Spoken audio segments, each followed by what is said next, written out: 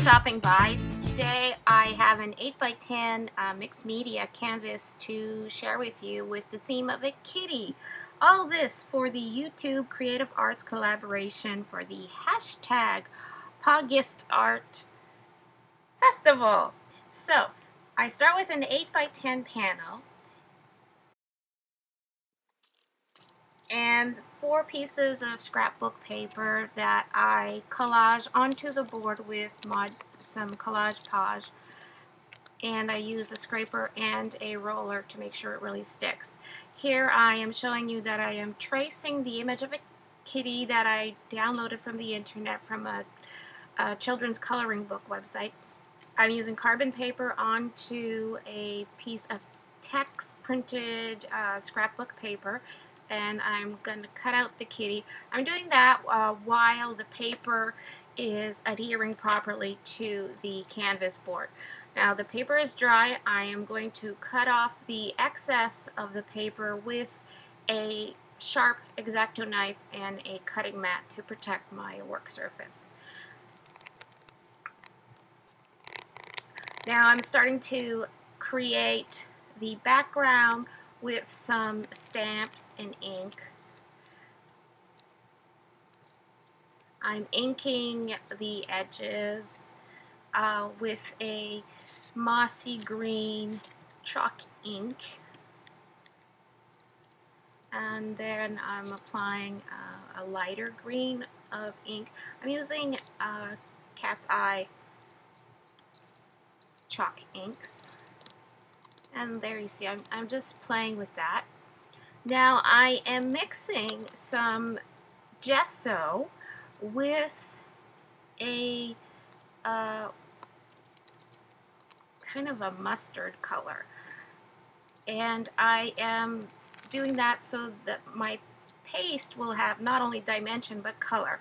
Here I'm using a stencil of some leaves, and I'm just being somewhat careful because I want the leaves to be in a particular place.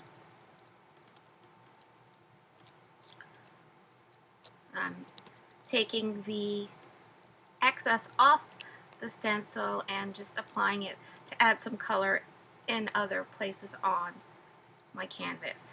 Now I'm going to put the stencil back and cover it with some pieces of mesh and add some sprays of a green paint. I just wanted it to be very subtle, so that's why I used the mesh. And then I clean off the stencil on the canvas to add the same color in another spot. There I spray with water to create drippage. I use a makeup sponge to add a bit more ink, spread it around, trying to get it to blend together. Now I'm using one of my favorite things. It's a piece of underliner for carpeting and some white acrylic paint and a stencil brush. Now I'm using a mesh piece from I think it was a bag of oranges, and some more inks. I'm just building up the layers of the background to add depth and interest. There again I added some burnt umber paint, some water to spread it. I'm trying to remove the sharp edges of those papers. Now I've inked the stamp with the same paint I just used. I'm adding paw prints. Now I'm using another green ink and another stamp, and now I'm using another green ink in the stamp. Now I'm just trying to figure out exactly where I'm going to put the cat, but he's not done yet. Now I'm using the same stencil, but this time with a crackle paste. It's a really fun medium. Once it dries, it will crackle, giving everything like an aged look. See, I'm just deciding, I want a few more leaves in another section. I'm trying to balance out the background. Now the crackle paste will have better crackles if you just let it air dry, and that's what I'm doing there. I'm just letting the piece dry. It takes a while.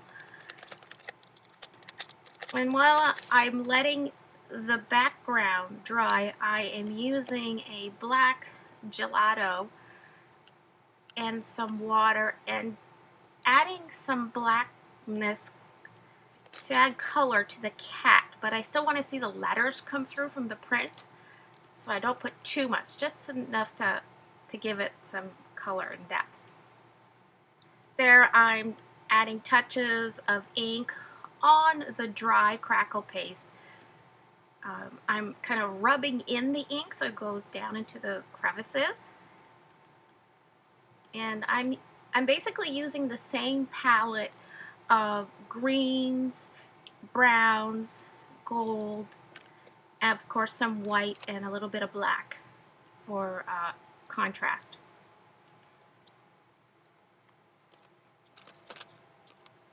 Now I'm taking some glazing medium and a little bit of that burnt umber paint, mixing them together, and I'm going to use that as, well, it's a glaze to add more interest to the leaves and branches, to give it a more antique look.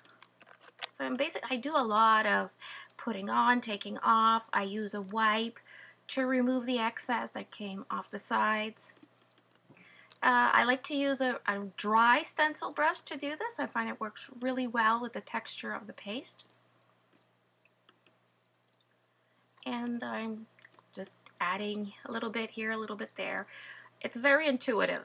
It's not very technical process. It's more intuitive, and this is how I feel it should be. I am covering that background now with a matte Decou-Page sealer glue finish because I like what I have now. I don't want to disturb any dyes or water-based products that I've already used. I want them to stay there, and so once this dries, I will be able to go over that base with other mediums without disturbing what I've already put down. Now, I want the cat to be glossy, so I'm brushing on a glossy version of the Decou-Page glue sealer finish and setting that aside to dry. Now I'm going to use some white gesso because I want to add some daisies to the foreground. And I'm adding little pieces of masking tape to mask off the places that I don't want the gesso to go through. I just want a few daisies. I don't want to use the entire stencil, just certain parts. So this way I can just apply the gesso and not worry that it'll go in places that I don't want it to. I'm applying it very thickly, and I have a reason to do this because in a little bit, when I'm done applying the gesso in the areas that I want it to go, I will remove the stencil, and off camera I use my heat gun to not only speed up the process of drying the gesso, but to make it puffy. It's a little tip.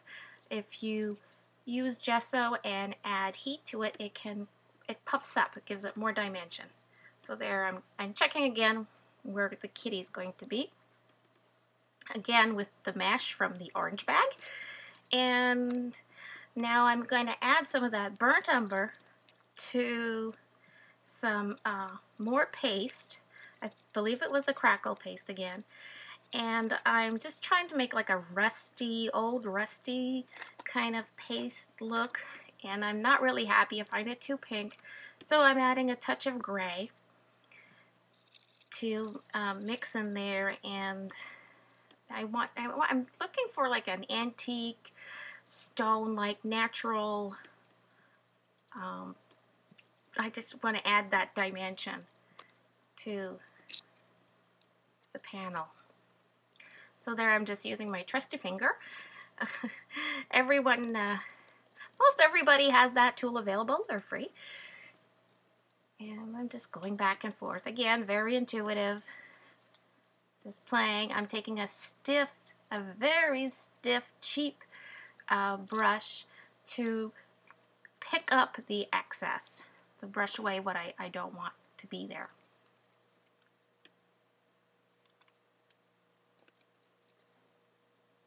Now I'm using a piece of drywall tape, another one of my favorite tools to use, and a stencil brush and a very small amount of that brownish glaze. I'm just adding little highlights of colors here and there. I'm almost done with this, but I'm finding it needs a little bit more color in some spots, and that's what I'm doing with the drywall tape and stencil brush.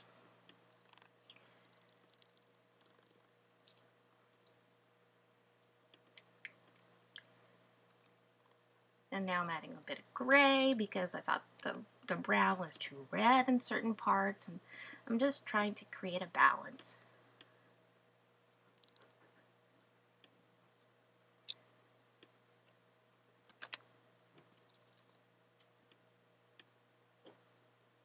I'm checking if those daisies are dry. I'm finding they are. And I sped up this part of the video very quickly, maybe too quickly.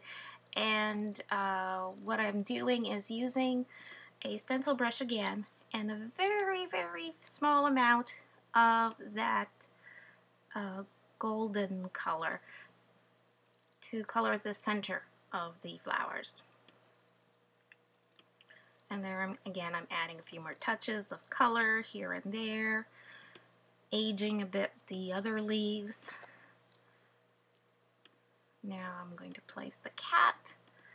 I'm happy with the cat being there, and I will adhere the cat down with some more of that Decou-Page glue sealer finish. Doesn't really matter if I use the matte or the glossy at this point, but I do use the matte just in case a little bit seeps out.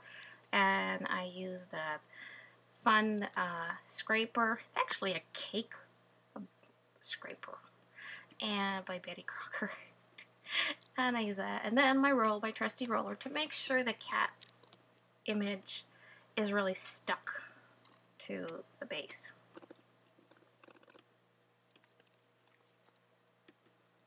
And there, oh, I want another flower. I want it to look like the cat is kind of playing behind the flowers or just sitting behind the flowers. So I put another flower in front of the cat.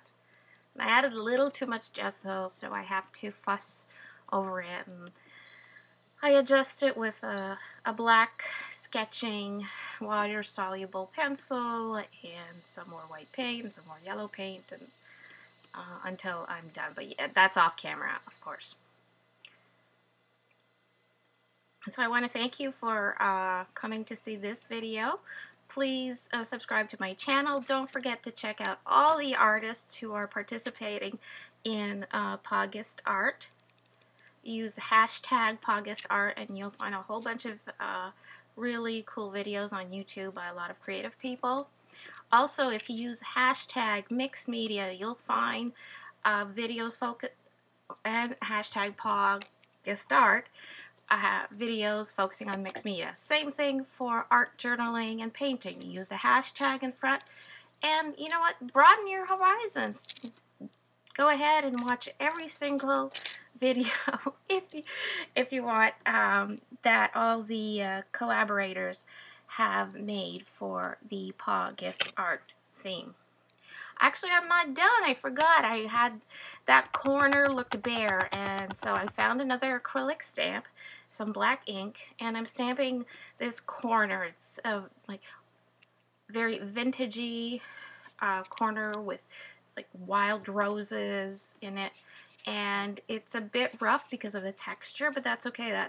That's what I want. I don't want it to be a very crisp image. I want the whole thing to be kind of vintage.